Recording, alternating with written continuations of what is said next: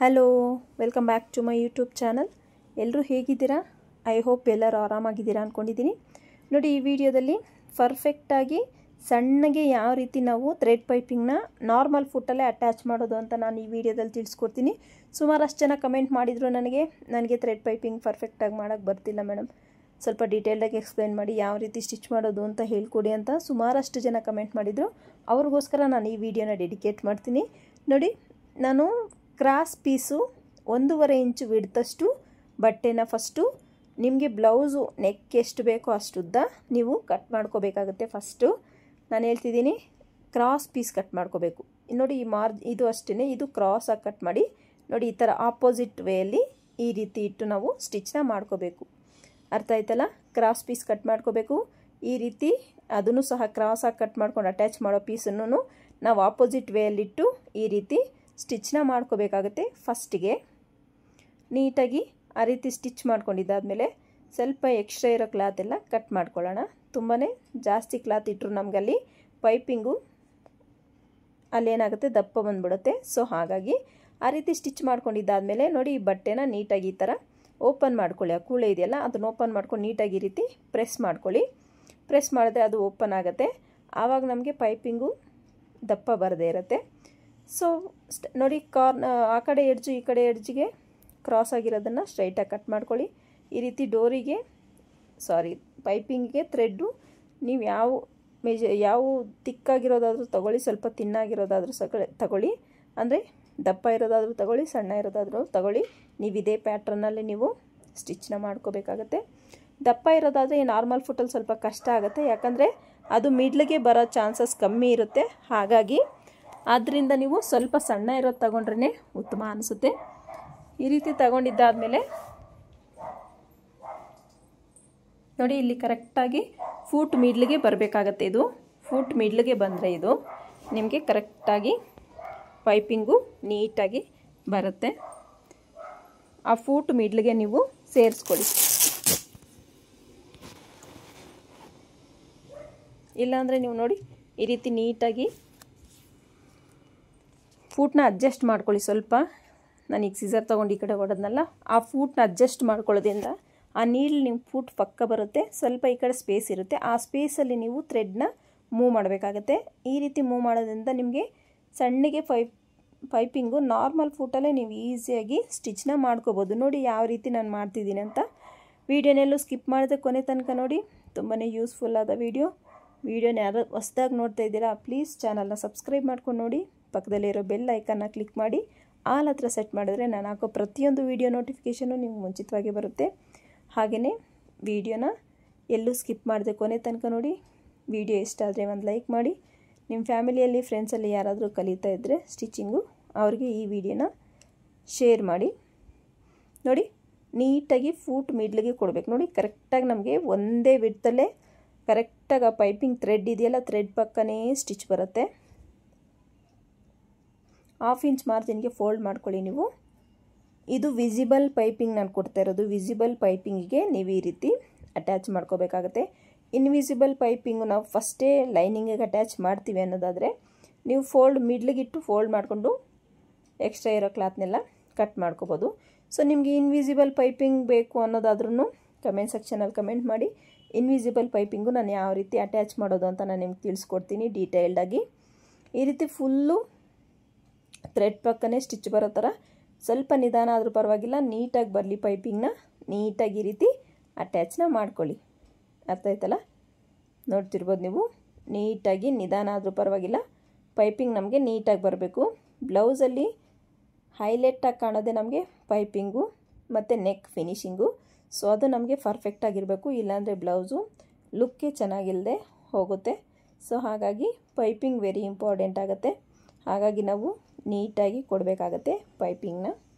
ನೋಡಿ, ಈ ರೀತಿ ನೀಟಾಗಿ ಅಟ್ಯಾಚ್ ಮಾಡಿಕೊಂಡೆ ನಾನು ಎಂಡಿಂಗ್ವರೆಗೂ ಬಂದು ಇಲ್ಲಿ ಸ್ವಲ್ಪ ಥ್ರೆಡ್ನ ಬಿಟ್ಟೇ ಕಟ್ ಮಾಡ್ತೀನಿ. ನೋಡಿ, ಸ್ವಲ್ಪ ಬಿಡಬೇಕು, ಇಲ್ಲಾಂದರೆ ಏನಾಗುತ್ತೆ ಅಂದರೆ ಥ್ರೆಡ್ಡು ಒಳಗಡೆ ಹೋಗೋ ಚಾನ್ಸಸ್ ಇರುತ್ತೆ.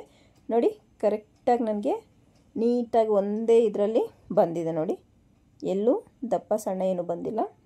ಈ ರೀತಿ ನೀಟಾಗಿ ಅಟ್ಯಾಚ್ ಮಾಡ್ಕೋಬೇಕು. ನಾನು ಬ್ಲೌಸ್ ಈಗಾಗಲೇ ರೆಡಿ ಮಾಡ್ಕೊಂಡಿದ್ದೀನಿ. ಇದಕ್ಕೆ ನಾನು ಪೈಪಿಂಗ್ನ ಅಟ್ಯಾಚ್ ಮಾಡ್ತೀನಿ. ಯಾವ ರೀತಿ ಪೈಪಿಂಗ್ನ ಅಟ್ಯಾಚ್ ಮಾಡೋದು ಅಂತ ತೋರಿಸ್ತೀನಿ ಬನ್ನಿ. ನೋಡಿ, ಈಗ ಟ್ರೆಂಡಿಂಗಲ್ಲಿರೋ ಸ್ಯಾರಿ ಇದು. ಈ ಥರ ಸ್ಯಾರೀಸು ಈಗ ಟ್ರೆಂಡಿಂಗಲ್ಲಿರೋವು. ಇದರಲ್ಲಿ ಸುಮಾರಷ್ಟು ಬ್ಲೌಸ್ನ ನಾನು ಸ್ಟಿಚ್ ಮಾಡಿದ್ದೀನಿ. ಸೊ ಬೇರೆ ಬೇರೆ ಡಿಸೈನ್ದೆಲ್ಲ ಸ್ಟಿಚ್ ಮಾಡಿದ್ದೀನಿ. ನೋಡಿ, ಈ ಪೈಪಿಂಗ್ದು ಸ್ವಲ್ಪ ಫೋಲ್ಡ್ ಮಾಡಿಕೊಂಡ್ರೆ ಅದು ಒಳಗಡೆ ಹೋಗಲಿ. ಈ ಬಟ್ಟೆ ಜಾಸ್ತಿ ಇದೆಯಲ್ಲ, ಇದು ಮೇಲಕ್ಕೆ ಬರಲಿ. ಈ ರೀತಿ ಮೇಲಕ್ಕೆ ಬಂದು ನೀವು 1/4 ಇಂಚ್ ಮಾರ್ಜಿನ್ಗೆ ಈ ರೀತಿ ನೋಡಿ, ಇಲ್ಲಿ 1/4 ಇಂಚ್ ಕಂಪಲ್ಸರಿ ಬಿಡಬೇಕಾಗತ್ತೆ, ಇಲ್ಲಾಂದರೆ ನಿಮ್ಮ ಪೈಪಿಂಗು ಇಂಜಿಕೊಳ್ಳುತ್ತೆ. ಒಂದು 1/2 ಇಂಚು ಪೈಪಿಂಗ್ ಕ್ಲಾತ್ನ ಮುಂದಕ್ಕೆ ಬಿಡಿ, ಯಾಕಂದರೆ ನಮಗೆ ಫೋಲ್ಡಿಂಗ್ ಬೇಕಾಗುತ್ತೆ. 1/4 ಇಂಚ್ ಮಾರ್ಜಿನ್ಗೆ ಸ್ಟಿಚ್ ಹಾಕ್ಕೊಳ್ತಾ ಬನ್ನಿ. ಇದು ಅಷ್ಟೇ, ಈಗಾಗಲೇ ನಾವೇನು ಸ್ಟಿಚ್ ಹಾಕ್ಕೊಂಡಿರ್ತೀವೋ ಪೈಪಿಂಗ್ ಪಕ್ಕನೇ ನೀಟಾಗಿ ಆ ಸ್ಟಿಚ್ ಮೇಲೇ ಮತ್ತೊಂದು ಸ್ಟಿಚ್ಚು ಬರೋ ಥರ ನಾವು ಸ್ಟಿಚ್ನ ಹಾಕ್ಕೋಬೇಕಾಗತ್ತೆ.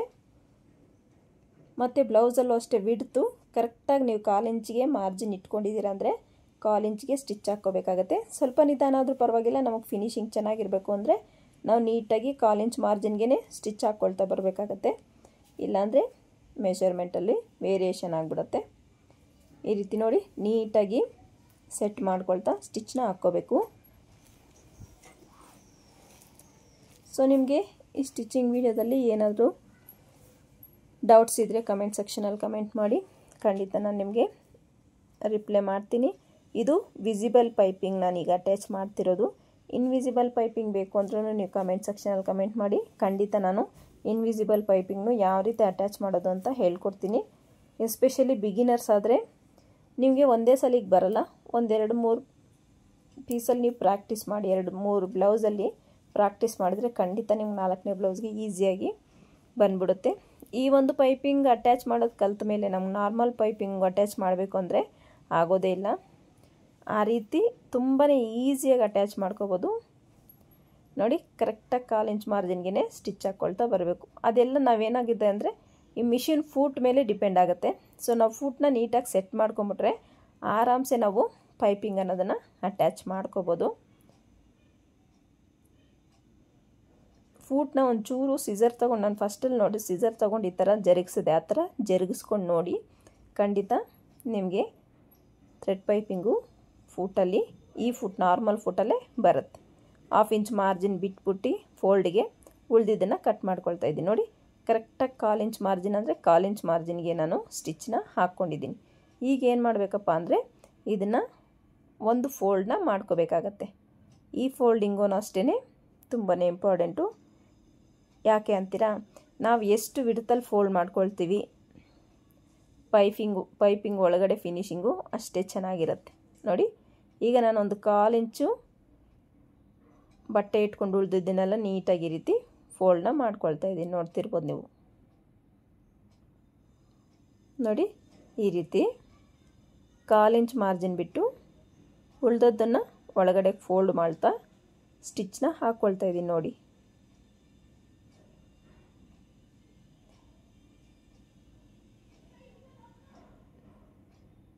ಸ್ವಲ್ಪ ಫಾಸ್ಟಾಗಿ ತೋರಿಸ್ಬಿಟ್ರೆ ನಿಮ್ಗೆ ಅರ್ಥ ಆಗಲ್ಲ ಅಂತ ನಾನು ನಿಧಾನವಾಗಿ ಸ್ಲೋ ಆಗಿ ತೋರಿಸ್ತಾ ಇದ್ದೀನಿ. ಸೊ ನೀವು ಕೇರ್ಫುಲ್ಲಾಗಿ ನೋಡ್ಕೊಳ್ಳಿ ಯಾವ ರೀತಿ ಅಂತ. ನಾನು ಯಾವ ರೀತಿ ಫೋಲ್ಡ್ ಮಾಡ್ಕೊಳ್ತೀನಿ, ನಾನು ಕ್ಲಾತ್ನ ಯಾವ ರೀತಿ ಹ್ಯಾಂಡಲ್ ಮಾಡ್ತೀನಿ ಅನ್ನೋದು ಸಹ ನೀವು ತುಂಬಾ ನೋಡಿ ಕಲಿಯೋದಂತೂ ತುಂಬ ಇರುತ್ತೆ. ಸೊ ಹಾಗಾಗಿ ಹೇಳ್ತಿದ್ದೀನಿ.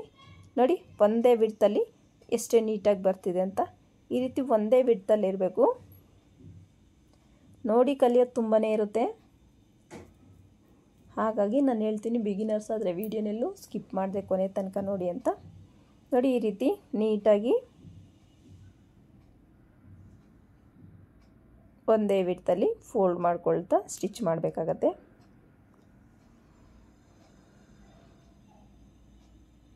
ನನ್ನ ವಿಡಿಯೋ ನೋಡ್ತಾ ನಿಮ್ಗೆ ಏನೇ ಡೌಟ್ಸ್ ಇದ್ದರೂ ಕಮೆಂಟ್ ಮಾಡ್ತಾಯಿರೋ ಎಲ್ಲರಿಗೂ ಥ್ಯಾಂಕ್ ಯು ಸೋ ಮಚ್. ಇದೇ ರೀತಿ ಸಪೋರ್ಟ್ ಮಾಡ್ತೀರಿ, ಇದೇ ರೀತಿ ನಾನು ಹಾಕಿರೋ ವೀಡಿಯೋಗಳನ್ನೆಲ್ಲ ನೋಡ್ತಾಯಿರಿ, ನಿಮಗೂ ಯೂಸ್ ಆಗುತ್ತೆ. ನನಗೂ ಒಂದು ವಿಡಿಯೋ ಅಪ್ಲೋಡ್ ಮಾಡಿದ್ದಕ್ಕೆ ಅಟ್ಲೀಸ್ಟ್ ವ್ಯೂಸ್ ಬಂದರೆ ಖುಷಿ ಅನ್ನೋದಿರುತ್ತೆ ನನಗೂ. ಹೊಸದಾಗಿ ವಿಡಿಯೋ ನೋಡ್ತಾ ಇರೋರು ಚಾನಲ್ನ ಸಬ್ಸ್ಕ್ರೈಬ್ ಮಾಡ್ಕೊಂಡು ನೋಡಿ ವಿಡಿಯೋನ. ಹಾಗೆಯೇ ಲೈಕ್ ಕೊಡೋದು ಮಾತ್ರ ಮರಿಬೇಡಿ. ನಿಮ್ಗೆ ವಿಡಿಯೋ ಇಷ್ಟ ಆಯಿತು ಅಂದರೆ ಒಂದು ಲೈಕ್ ಕೊಡಿ. ಈ ರೀತಿ ನೋಡಿ, ಒಂದೇ ವಿಡ್ತಲ್ಲಿ ಎಷ್ಟು ಪರ್ಫೆಕ್ಟಾಗಿ ಒಂದೇ ವಿಡ್ತಲ್ಲಿ ಬರುತ್ತೆ ಅಂತ ನೋಡಿ. ಈ ರೀತಿ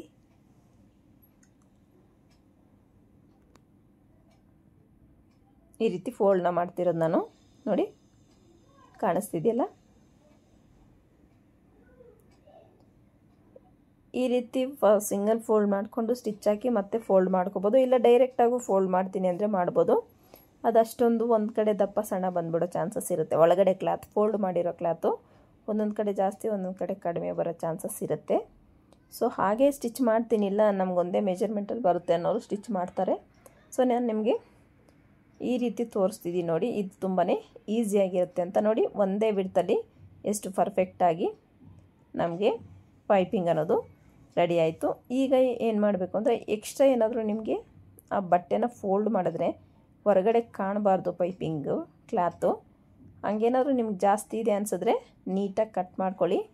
ಈ ಒಂದು ಸ್ಟೇಜಲ್ಲಿ ತುಂಬಾ ಹುಷಾರಾಗಿ ಕಟ್ ಮಾಡಬೇಕಾಗತ್ತೆ, ಯಾಕೆ ಅಂದರೆ ಬ್ಲೌಸ್ ಕಟ್ಟಾಗೋ ಚಾನ್ಸಸ್ ಜಾಸ್ತಿ ಇರುತ್ತೆ. ಹಾಗಾಗಿ ನೀವು ಬಟ್ಟೆನ ಕೇರ್ಫುಲ್ಲಾಗಿ ಕಟ್ ಮಾಡಬೇಕಾಗತ್ತೆ. ತಾಳ್ಮೆ ಇರಲಿ ಈ ಬಟ್ಟೆ ಕಟ್ ಮಾಡಬೇಕಾದ್ರೆ. ಈ ರೀತಿ ನೀಟಾಗಿ ಕಟ್ ಮಾಡ್ಕೊಳ್ಳಿ.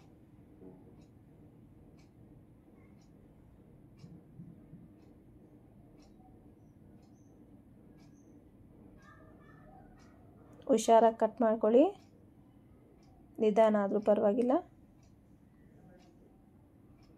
ಒಂದೊಂದು ಸಲ ಈ ಕಟ್ಟಾಗಲ್ಲ ಬಿಡು ಅಂತ ನಾವು ಕಟ್ ಮಾಡಿಬಿಟ್ರು ಅದು ಬೈ ಮಿಸ್ಸಾಗಿ ಕಟ್ಟಾಕ್ಬಿಟ್ರೆ ಅಂತೂ ಬ್ಲೌಸೇ ಹೊರ್ಟೋಗುತ್ತೆ. ಸೊ ನೀವು ನಿಧಾನವಾಗಿ ಕಟ್ ಮಾಡ್ಕೊಳ್ಳೋದು ಉತ್ತಮ ಅಂತ ನನ್ನ ಅಭಿಪ್ರಾಯ. ನೋಡಿ ಈ ಕಡೆ ಏನು ಕ್ಲಾತ್ ಇಲ್ಲ, ಈಗ ನೀಟಾಗಿ ಆ ಕ್ಲಾತ್ನೆಲ್ಲ ಉದುರಿಸಿ ಈಗ ನಾವು ಫಿನಿಶಿಂಗ್ ಸ್ಟಿಚ್ನ ಹಾಕ್ಕೋಬೇಕಾಗತ್ತೆ. ನೋಡಿ ಒಂದೇ ವಿಡ್ತಲ್ಲಿ ಎಷ್ಟು ಪರ್ಫೆಕ್ಟಾಗಿ ಬಂದಿದೆ ಅಂತ ಅಲ್ವಾ. ಹೇಗೆ ಕಾಣಿಸ್ತಿದೆ ನಿಮಗೆ ಈ ಪೈಪಿಂಗ್ ಥ್ರೆಡ್ ಅಟ್ಯಾಚ್ ಮಾಡಿರೋದು? ಕಮೆಂಟ್ ಸೆಕ್ಷನಲ್ಲಿ ಕಮೆಂಟ್ ಮಾಡಿ. ಈಗ ನಾವು ಆ ಎಕ್ಸ್ಟ್ರಾ ಕ್ಲಾತ್ ಇದೆ ನೋಡಿ, ಅದು ಎಕ್ಸ್ಟ್ರಾ ಜಾಸ್ತಿ ಏನಾದರೂ ಇದ್ದರೆ ಸ್ವಲ್ಪ ಕಟ್ ಮಾಡಿಕೊಂಡು ಈ ರೀತಿ ಫೋಲ್ಡ್ ಮಾಡ್ಕೊಳ್ಳಿ ಫಸ್ಟ್. ಅರ್ಥ ಆಯ್ತಲ್ಲ? ಈ ರೀತಿ ಫೋಲ್ಡ್ ಮಾಡಿದ್ದಾದಮೇಲೆ ಒಳಗಡೆಗೆ ಇದನ್ನು ಈ ಥರ ಫೋಲ್ಡ್ ಮಾಡ್ಕೋಬೇಕಾಗತ್ತೆ. ಅರ್ಥ ಆಯ್ತಲ್ಲ? ಈ ಥರ ಫೋಲ್ಡ್ ಮಾಡಿ ಕರೆಕ್ಟಾಗಿ ಎಡ್ಜ್ಗೆ ಸ್ಟಿಚ್ ಹಾಕ್ಕೊಳ್ತಾ ಬರಬೇಕಾಗತ್ತೆ. ನೀವೇನು ನೋಡ್ತಿದ್ದೀರೋ ನೋಡಿ, ಇಲ್ಲಿ ಕರೆಕ್ಟಾಗಿ ಎಡ್ಜಿಗೆ ಬರಬೇಕು.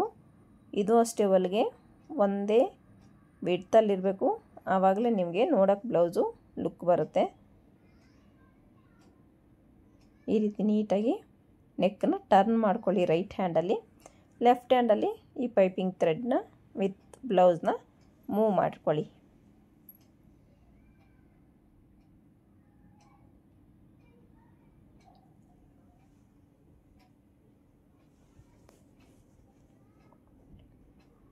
ಈ ರೀತಿ ನೀಟಾಗಿ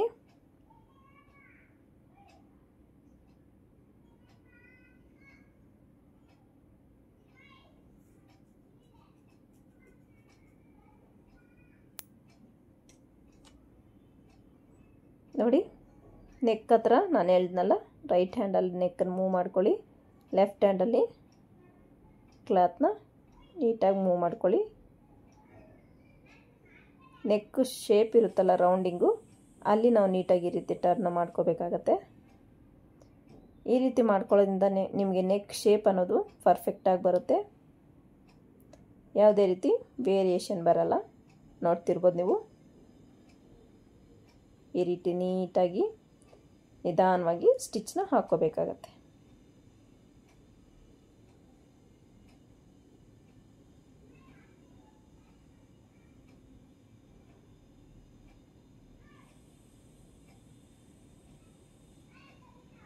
ನೋಡಿ, ಕರೆಕ್ಟಾಗಿ ಕಾರ್ನರ್ಗೆ ಸ್ಟಿಚ್ನ ಹಾಕ್ಕೋಬೇಕು, ಎಡ್ಜ್ಗೆ ಸ್ಟಿಚ್ ಹಾಕ್ಕೊಳ್ತಾ ಬರಬೇಕಾಗತ್ತೆ.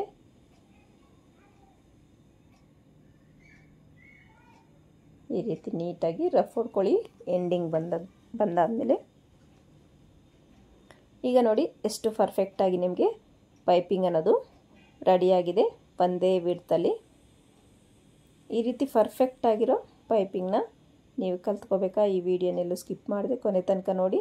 2-3 ಸಲ ಪ್ರಾಕ್ಟೀಸ್ ಮಾಡಿ, ಖಂಡಿತ ನಿಮಗೆ ಈ ಒಂದು ಪೈಪಿಂಗ್ ಅನ್ನೋದು ಈಸಿಯಾಗಿ ಬರುತ್ತೆ. ನಂದು ಬ್ಲೌಸ್ ಎಲ್ಲ ಮುಗೀತು, ನೋಡ್ತಿರ್ಬೋದು. ಇದು ಬ್ರಾಡಾಗಿ ಬಂದಿದೆ ನೆಕ್ಕು. ನೋಡಿ, ಔಟ್ಫಿಟ್ ನಿಮಗೆ ಈ ರೀತಿ ಕಾಣಿಸ್ತಿದೆ. ನೆಕ್ದು ಶೇಪು ಪೈಪಿಂಗ್ ಎಲ್ಲ.